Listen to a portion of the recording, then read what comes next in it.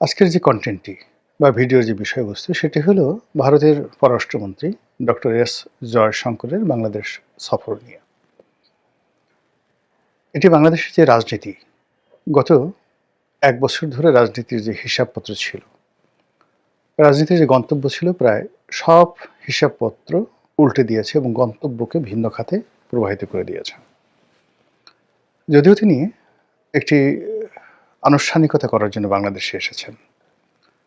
বেগম খালেদা জিয়ার মৃত্যু এবং তার যে জানাজা, সেই অনুষ্ঠানে যোগদান করার জন্য ভারত সরকারের পক্ষ থেকে একটি শোক বার্তা নিয়ে তিনি বাংলাদেশে এসেছেন এবং তিনি সরকারের কোনো কর্তা ব্যক্তির সঙ্গে সাক্ষাৎ না করে জনাব তারেক রহমান সাহেবের সঙ্গে সাক্ষাৎ করেছেন এবং সম্ভবত তাকে রিসিভ করার জন্য এবং তার সঙ্গে তারেক রহমান সাহেবের বৈঠকটি আনুষ্ঠানিক করার জন্য জাতীয় সংসদ ভবনের একটি বিশেষ কক্ষ খুলে দেওয়া হয়েছিল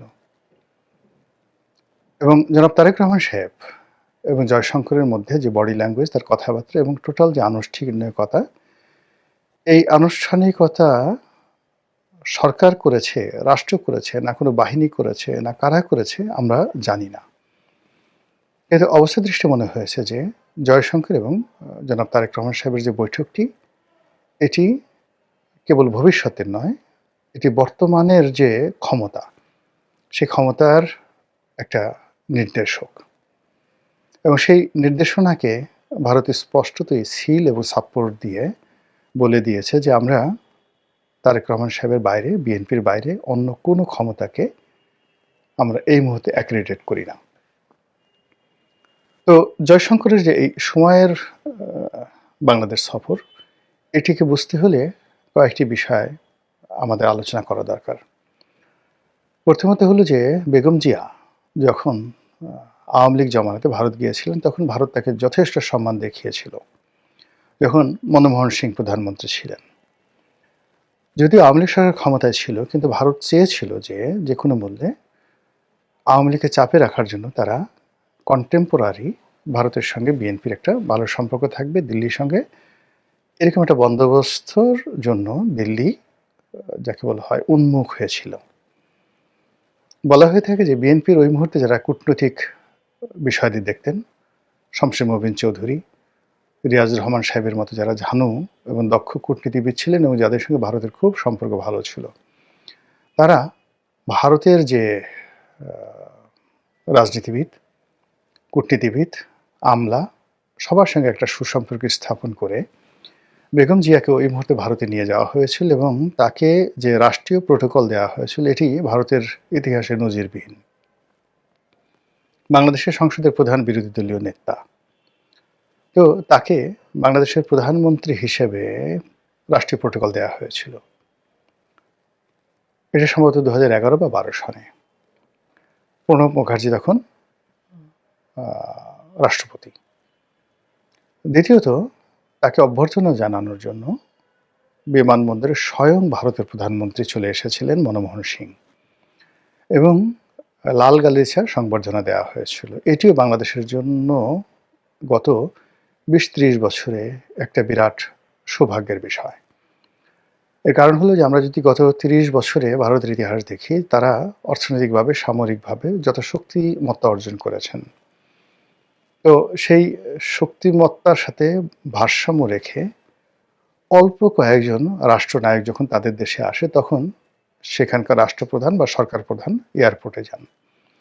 আদারওয়াইজ উপমন্ত্রী, প্রতিমন্ত্রী, সর্বোচ্চ মন্ত্রী পর্যায়ের লোকজন পাঠিয়ে বিশ্বের বিভিন্ন দেশের সরকার প্রধানদেরকে তারা অভ্যর্থনা জানান এবং 2014 থেকে একদম শেষ পর্যন্ত নরেন্দ্র মোদীর জামানাতে শেখ হাসিনা যেই কয়বারই গিয়েছেন, কখনো উপমন্ত্রী, কখনো প্রতিমন্ত্রী মর্যাদার কাউকে এয়ারপোর্টে পাঠিয়ে শেখ হাসিনাকে রিসিভ করা হয়েছে। তো সেখানে স্বয়ং প্রধানমন্ত্রী মনমোহন সিং, আবার জানাতেনও প্রধানমন্ত্রী না, কংগ্রেসের প্রধানমন্ত্রী, তিনি বেগম জিয়াকে অভ্যর্থনা জানিয়েছিলেন। এটা বিএনপির একটা বিরাট কূটনৈতিক বিজয় ছিল এবং একই সঙ্গে বিএনপির সঙ্গে ভারতের সম্পর্কর যাকে বলা হয় করার যে আগ্রহ, এটার একটা সর্বোচ্চ পরাকাষ্ঠা ছিল। বিএনপি সেটা রাখতে পারেনি। এর কারণ হলো সরকার পতনের আন্দোলন যখন তুঙ্গে, ঠিক সেই সময়টাতে প্রণব মুখার্জি বাংলাদেশে এসেছিলেন এবং তার সঙ্গে বেগম জিয়ার একটা শিডিউল বৈঠক ছিল এবং সেই বৈঠকের দিনে অবরোধ চলছিল ঢাকা শহরে এবং সেই অবরোধের মর্যাদা রাখতে গিয়ে বেগম জিয়া প্রণব মুখার্জির সঙ্গে দেখা করেননি। এটা ভারত রাষ্ট্র হিসেবে খুব অপমান বোধ করেছে এবং এরপর থেকে ভারত ক্রমশ বিএনপি থেকে দূরে চলে গেছে।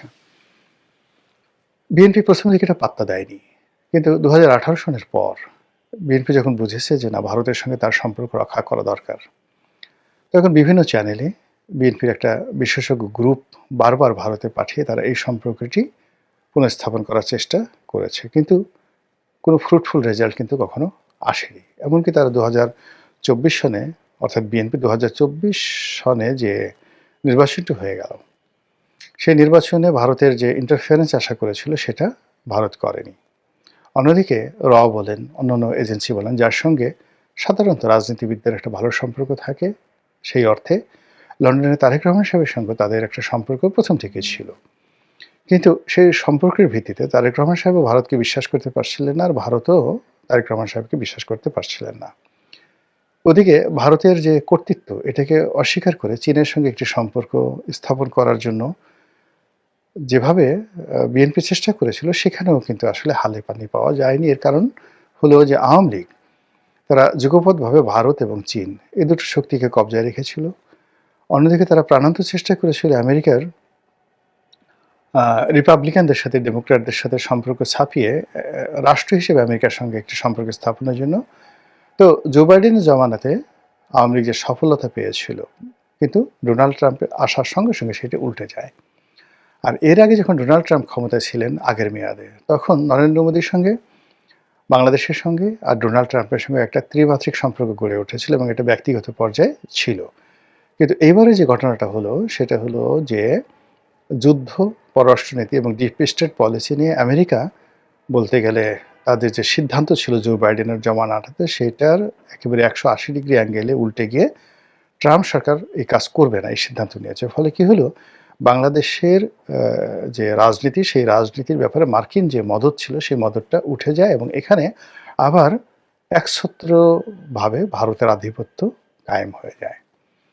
তো এরকম যখন ভারতের একছত্র আধিপত্য কায়েম হয়ে যায় এবং এখন যেভাবে মিস্টার ডোনাল্ড ট্রাম্প ভারতের চোখ দিয়ে বাংলাদেশকে দেখার চেষ্টা করছেন, আর এর আগে ডক্টর মোহাম্মদ ইউনূস সরকারের উপর যাকে বলা হয় আমেরিকান সরকারের যে সকল কর্তা ব্যক্তি আস্থা রেখেছিলেন এবং তারা যে সকল বিষয়ে ডক্টর মোহাম্মদ ইউনূস সরকারের নিকট আশা করেছিলেন, তাদের মনে হয়েছে যে এটা সম্ভব নয়, এই সরকারকে দীর্ঘমেয়াদে টিকে রাখা সম্ভব নয়। আর এই সরকারের সাথে যদি কোনো বাণিজ্যিক চুক্তি দীর্ঘমেয়াদে করা হয়, কোনো রাজনৈতিক চুক্তি করা হয়, বিশেষ করে বার্মা অ্যাক্টটাকে বাস্তবায়ন করার জন্য তারা যে করিডরের কথাবার্তা বলছিল বা সেন্ট মার্টিনে যে সকল কথাবার্তা হচ্ছিল, এটা ডক্টর মোহাম্মদ ইউনূস সরকারের সঙ্গে তাদের করাটা ঠিক হবে না, এটা তারা বুঝে গেছে। ফলে আমেরিকা পিছু টান দেওয়ার সঙ্গে সঙ্গে সেই জায়গাটি ভারত দখল করে নিয়েছে। এরকম যখন অবস্থা, ঠিক সেই সময়টিতে ডক্টর মোহাম্মদ ইউনূস সরকার, জামাত, তারা সবাই কিন্তু প্রাণান্ত চেষ্টা করেছে ভারতের সঙ্গে একটি সুসম্পর্ক স্থাপন করার জন্য।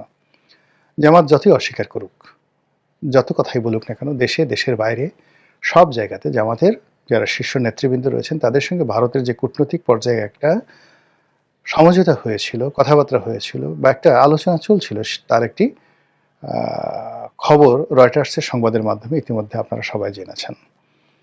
তো যা হোক, ভারত শেষ পর্যন্ত ডক্টর মোহাম্মদ ইউনূস কিংবা যাকে বলা হয় জামাত, তাদের সঙ্গে 2024 সন এবং 2025 সনের জুন জুলাই পর্যন্ত যেভাবে আশাবাদী ছিল, সেটা আগস্ট সেপ্টেম্বর থেকে এটা বুমেরাং হতে থাকে এবং আমেরিকার মতো ভারতও বুঝে যে জামাত এবং বর্তমান যে সরকার আছে, ইউনূস সরকার, তাদের উপর নির্ভর করাটা তাদের জন্য নির্বুদ্ধিতা।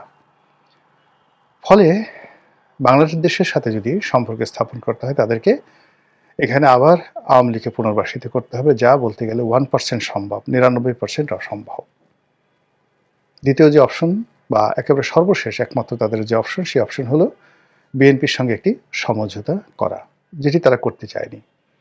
তো সেই অর্থে হয়তো পর্দার আড়ালে বিএনপির সঙ্গে তাদের কোনো ভালো কথাবার্তা হয়েছে, সেভেন সিস্টার নিয়ে কথা বলা হয়েছে, সীমান্ত নিয়ে কথা বলা হয়েছে, 10 ট্রাক অস্ত্র মামলা নিয়ে কথা হয়েছে এবং সম্ভবত আওয়ামী লীগ নিয়েও কথা হয়েছে। এতে কোনো সন্দেহ নেই এবং সেই কথার উভয় পক্ষ, বিএনপি এবং ভারত, তারা পরস্পরের প্রতি আস্থা স্থাপন করেছে, একটা সমঝোতায় এসেছে, কমিটমেন্টের পর্যায়ে এসেছে। এটা বোঝার জন্য রকেট বিজ্ঞানী হওয়ার দরকার নাই। তারপর যেভাবে একেবারে ঝড়ের গতিতে, কোনো রকম পূর্ব প্রস্তুতি না নিয়ে জাস্ট ঝড়ের গতিতে জনাব তারেক রহমান সাহেব বাংলাদেশে এসেছেন, আর আসার পরে যে ঘটনাগুলো ঘটছে এটি মিরাকেল নয়। এটির পিছনে বিএনপির কূটনৈতিক যে মহল, যারা ভারতের সঙ্গে একটি সম্পর্ক রক্ষা করতে চাচ্ছিল, তাদের সফলতা, এতে কোনো সন্দেহ নেই। এবং তার প্রেক্ষিতে ডক্টর জয়শঙ্করের বাংলাদেশ আগমন এবং তারেক রহমান সাহেবের সঙ্গে যতটুকু বৈঠক হয়েছে আমরা দৃশ্যতে যেটা দেখেছি, আর তাদের মধ্যে কি কথা হয়েছে আমরা জানি না, কিন্তু যতটুকু আমরা বডি ল্যাঙ্গুয়েজ দেখেছি তাতে মনে হচ্ছে যে এই মুহূর্তে ভারত, জয়শঙ্কর যে কোনো মূল্যে বাংলাদেশে একটি নির্বাচন চাচ্ছে। সেই নির্বাচনে বিএনপি জয়লাভ করে আসুক, তারেক রহমান সাহেব ক্ষমতা লাভ করুক এবং প্রধানমন্ত্রী হোক। এই ব্যাপারে বিএনপির এই যে বিজয়, সম্ভাব্য বিজয় সম্পর্কে ভারতের কোনো আপত্তি নাই, বরং তারা এটিকে স্বাগত জানাবে। বাকি পর্দার আড়ালে যেসব কথাবার্তা হয়েছে সেটা হয়তো আগামীতে আরও ওপেন সিক্রেট হয়ে যাবে। দ্বিতীয়ত, এখানে বিএনপি যে বিরোধী যে শক্তিগুলো রয়েছে সেই শক্তিগুলোর সঙ্গে ভারতের যে সম্পর্ক ছিল বা কথাবার্তা হচ্ছিল, সে বিষয়গুলো আপাতত মনে হচ্ছে যে তারা ইউটার্ন নিয়েছে এবং বিএনপির যে প্রতিপক্ষ যে শক্তিগুলো আছে সেই শক্তিগুলো in terms of relationship with India তাদের কপাল পুড়েছে, এতে কোনো সন্দেহ নেই। এখন এই যে ভারতের সঙ্গে যে একটা সমঝোতা হলো বা হচ্ছে, সেটা বিএনপির সঙ্গে হচ্ছে, এতে রাগ ঢাকা করার কিছুই নেই। এটার পরিণতি কি হবে? এই পরিণতিতে কি সুন্দর একটি নির্বাচন হবে? অথবা ধরুন এই যে ভারত বিএনপিকে যেভাবে সাপোর্ট দিচ্ছে, এটা যদি ডক্টর মোহাম্মদ ইউনূস এবং জামাত তারা যদি এটাকে একটা প্রেস্টিজ ইস্যু হিসেবে নেয় এবং নির্বাচনের ঠিক 1 সপ্তাহ আগে যদি তারা সবাই সদল বলে নির্বাচন থেকে সরে দাঁড়ায়, এখন তো নতুন করে শিডিউল ঘোষণা আর সম্ভব নয়, নতুন করে কোনো প্রার্থী পাওয়া যাবে না, রাজনীতির ময়দানে কোনো বিরোধী দল নেই, কেবলমাত্র বিএনপি, তার সঙ্গে সঙ্গে জামাতের যারা ঐক্যবদ্ধ গ্রুপ আছে, তারা যদি হঠাৎ করে দর কষাকষি করে যে আমাদেরকে জাতীয় সরকারে এই কটা পদ দিতে হবে, তাহলে আমরা নির্বাচনে আসব, আদারওয়াইজ আমরা নির্বাচনে আসব না। সেক্ষেত্রে কি হবে? নির্বাচনটি একতরফা হবে, 15 ফেব্রুয়ারির মতো হবে, 300 আসনে বিএনপি জয়লাভ করবে, জামাত তখন আওয়ামী লীগের সঙ্গে যোগদান করবে, অথবা জামাতের চাপের কাছে, সরকারের চাপের কাছে ডক্টর মোহাম্মদ ইউনূসকে রাষ্ট্রপতি বানাতে হবে, জামাতের আমিরকে উপপ্রধানমন্ত্রী করতে হবে এবং মন্ত্রী পরিষদের অর্ধেক সিট জামাতকে ছেড়ে দিতে হবে। এই সকল যদি শর্ত, জাতীয় সরকারের শর্ত বিএনপি অস্বীকার করে, তাহলে রাজনীতির ময়দান জামাতের যে শক্তিমত্তা রয়েছে তার সঙ্গে সঙ্গে আওয়ামী লীগ তো এখানে মানে পিন এবং পাঞ্চ এ দুটো করার জন্য তারা মুখিয়ে আছে। তাহলে কি হচ্ছে? আমরা যত কিছু ভালোই ভালোই কল্পনা করছি, যেভাবে ভারতকে সবকিছুর মানে দণ্ড এবং